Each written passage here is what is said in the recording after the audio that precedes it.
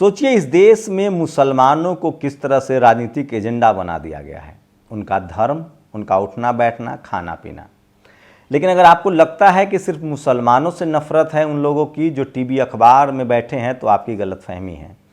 दरअसल वो इस देश के बुद्धिस्टों से, दरअसल इस देश के सिखों से, दरअसल इस देश के दलित से, पिछड़े से, आदिवासियों से, सरनाकोट से, वो सबसे नफरत करते हैं और यही जातिवाद है।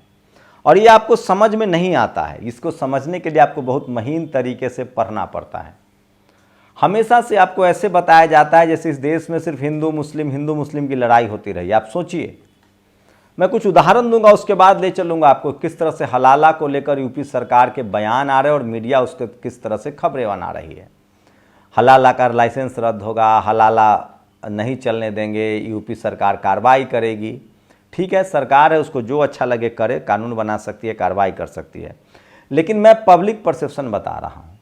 सोचिए, मैं गजा और फिलिस्तीन से मेरा कोई लेना देना नहीं है, न इजराइल से कोई लेना देना। मैं एक पत्रकार हूँ और दुनिया एक सबसे विभत्स युद्ध को देख रहा है और मैं क्या कर रहा हूँ, मैं उसी को आपको रिपोर्ट पहुँचा रहा हूँ कि कहाँ सिर्फ ये नहीं है कि सिर्फ इजराइल ही बमबारी कर रहा है, फिलिस्तीनी ही मर रहे हैं, हिजबुल्लाह, हमास, हूथी भी आक्रमण कर रहा है। लेकिन इस देश के तमाम वो मनुवादी लोग मुझे फ़ोन करके गालियां देते हैं, ऐसे लगता है जैसे मैंने उनका कद्दू काट लिया है। मतलब वो चाहते ही नहीं है कि कोई दूसरी बात आ सके दुनिया के सामने। अब बताइए, जो लोग इजराइल के पक्ष में हैं उनको क्या इजराइल खाना देने आ रहा है?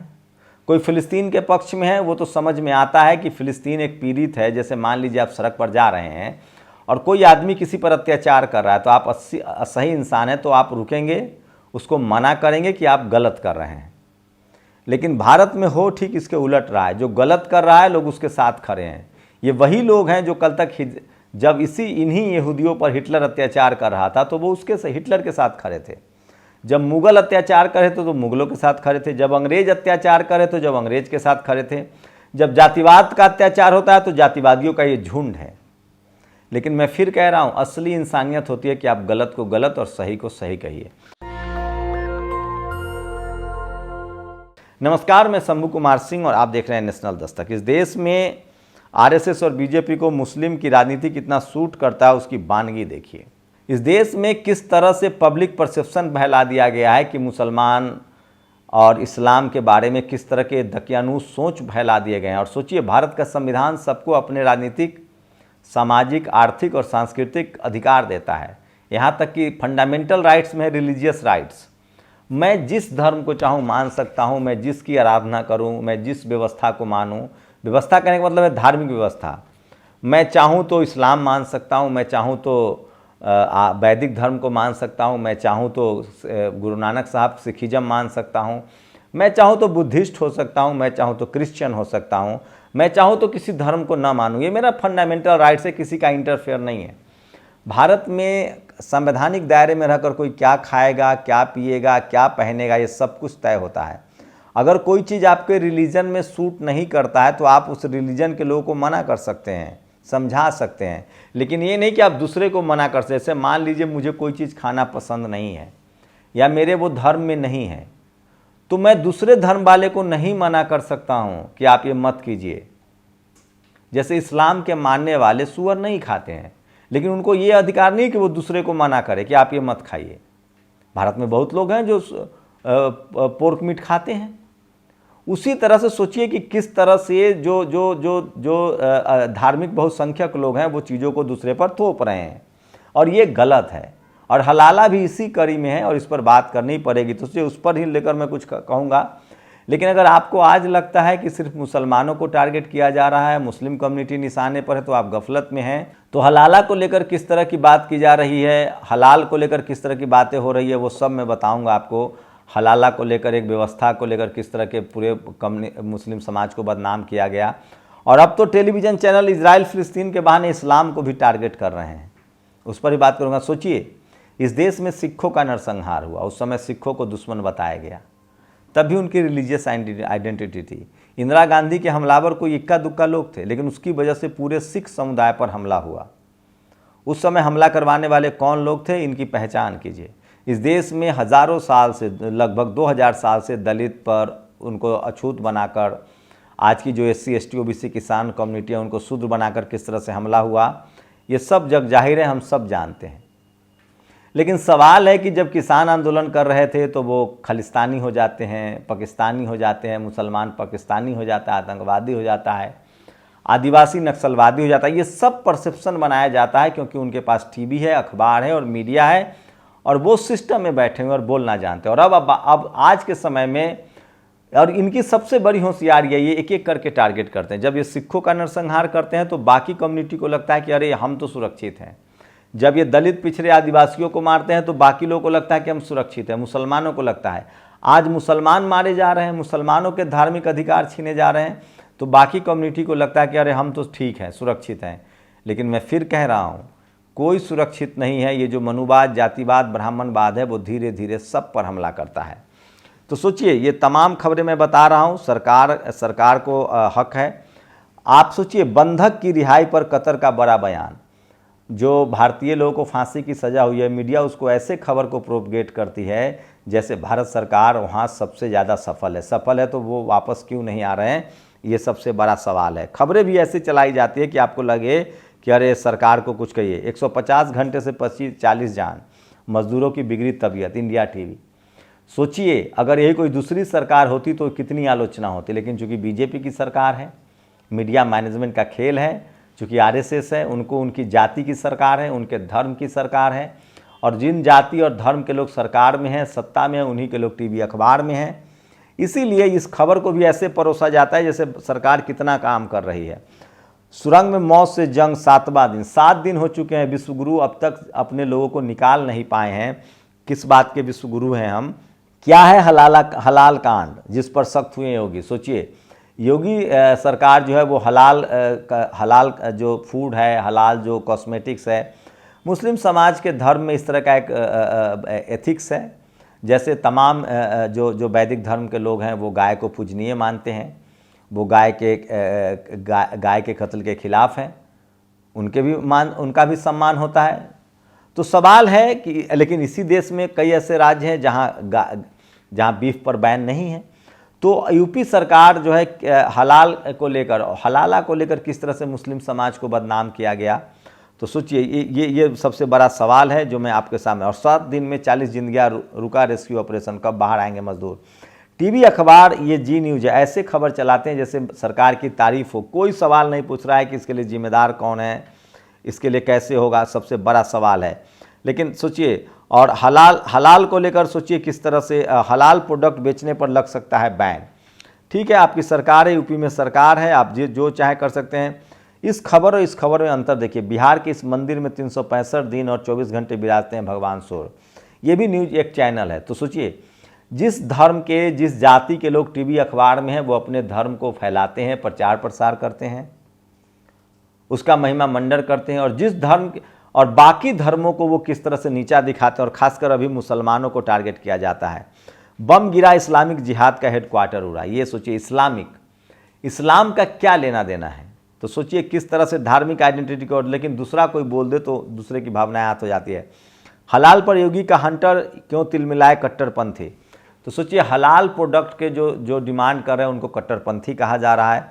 बाबा की नाक के नीचे लागू हो गया इस्लामिक कानून। कहा जा रहा है कि ये इस्लामिक कानून है। इस्लामिक कानून कैसे लागू हो गया? किसी आदमी की कोई इच्छा है, मुस्लिम चाहता है कि हम हलाल प्रोडक्ट्स का खरीदें, तो आप उसको ज़बरदस्ती, मैं आलू खाना चाहता हूँ तो आप मुझे ज़बरदस्ती प्याज थोड़ी ना खिला देंगे। तो ये कोई क्या किसी राज्य सरकार ने एक कानून बना दिया है? फेथ है, एक आस्था है, एक भरोसा है, एक विश्वास है। आपकी आस्था से अगर मुझे कोई व्यक्तिगत नुकसान नहीं हो रहा है तो मुझे आपकी आस्था से कोई ऐतराज़ नहीं है। आज के समय में मुस्लिम समाज के लोग सबसे ज़्यादा टारगेट पर हैं, कभी हलाला को लेकर, कभी हलाल को लेकर, कभी 3 तलाक को लेकर। उनको किस तरह से कट्टरपंथी, जिहादी और मुस्लिम समाज के बहाने इस्लाम पर भी किस तरह से फब्तियाँ कसी जाती है। और इसका सीधा सीधा वजह समझिए, इसकी वजह ये है कि इस देश में ये राजनीति, ये वोट दे रहा है। चूँकि बहुसंख्यक आबादी जो है उनको दिमाग में डाला जा रहा है और मुस्लिम के नाम पर राजनीति हो रही है। ये सबसे बड़ा सवाल है और ये सब चलता रहेगा। इसीलिए चलता रहेगा क्योंकि हर कम्युनिटी को, मैं कभी कह रहा हूँ, कभी सिखों का भी इस तरह से सिखों के साथ बदसलूकी हुई, बुद्धिस्टों के साथ रोज़ होता है, दलितों के साथ, पिछड़ों के साथ, आदिवासियों के साथ रोज़ होता है। अभी पिछले 10 साल से मुसलमानों के साथ हो रहा है, क्योंकि हिंदू मुस्लिम की राजनीति बीजेपी को सूट करती है। तो ये सब चलता रहेगा। लेकिन अगर आप ये सोचकर आज चुप हैं कि कभी सिखों के साथ हुआ तब भी आप चुप थे, दलित पिछड़े आदिवासियों के साथ होता है तब भी आप रोज़ चुप रहते हैं, आज मुसलमानों के साथ हो रहा है तो चुप हैं। मैं फिर कह रहा हूँ, ये जो मनुवादी, ब्राह्मणवादी, जातिवादी लोग हैं, ये कभी भी किसी के साथ कर सकते हैं। भारत का संविधान सबको अपने धार्मिक रिलीजियस फेथ को मानने का अधिकार देता है, अपने धर्म को मानने का अधिकार देता है। बस शर्त इतनी है कि उससे कोई दूसरा प्रभावित ना हो। मैं जब चाहूँ जिसकी पूजा करूँ, मुझे नहीं रोक। तो सोचिए किस तरह से मुस्लिम समाज को उसके फेथ को लेकर टारगेट किया जा रहा है।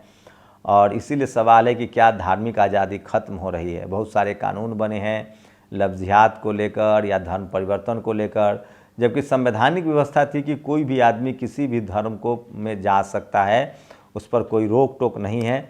तो ये कुछ बड़े सवाल हैं जो मैं आपसे पूछ रहा हूं कि पहले हलाला के नाम पर मुसलमानों को टारगेट किया गया, अब हलाल के नाम पर टारगेट किया जा रहा है। तो ये वो दौर है जब सबसे ज़्यादा मुस्लिम समाज को निशाने पर लिया जा रहा है, उनके आस्था को लेकर, उनके धर्म को लेकर, उनके फेथ को लेकर, उनके रहन सहन को लेकर भी टारगेट किया जा रहा है। और ये विशुद्ध रूप से राजनीति है। लेकिन ये सिर्फ आज मुसलमानों के साथ नहीं हो रहा है, कभी सिखों के साथ इस देश में नरसंहार हुआ। इस देश में दलित पिछड़े आदिवासियों के साथ 2000 साल से होता आ रहा है। इस देश में सोचिए कि क्रिश्चियनों के साथ भी हुआ है। इस देश में हिंदुओं के साथ, जो हिंदू हैं, जो SC ST OBC हिंदू हैं, उनके साथ जाति के नाम पर अत्याचार हुआ है। तो किसी भी तरह के गैर बराबरी और भेदभाव के खिलाफ आपको बात करनी पड़ेगी। और जो तुम्हें रैली में जाने के लिए पैसे देते हैं, उनसे एक बार कॉलेज की फ़ीस मांग कर देखना। तो ये तमाम सोशल मीडिया पर जो खबरें हैं वो वायरल है। और इसलिए मैं कहता हूं कि सोशल मीडिया ही सच्चा मीडिया है, सोशल मीडिया ही बहुजन मीडिया। और सोचिए टीवी अखबार की क्या स्थिति हो गई है कि वो दोषी को निर्दोष और निर्दोष को दोषी साबित करने में जुटे हैं। क्योंकि टीवी अखबार में जो बैठे लोग हैं वो एक ही मजहब के हैं, एक ही जाति के हैं, एक ही धर्म के हैं, और वो अपने एजेंडा को आगे बढ़ा रहे हैं, चाहे उनका राजनीतिक एजेंडा हो, धार्मिक एजेंडा हो। इसलिए इस देश के 90% बहुसंख्यक आबादी को टीवी अखबार नहीं देखना चाहिए।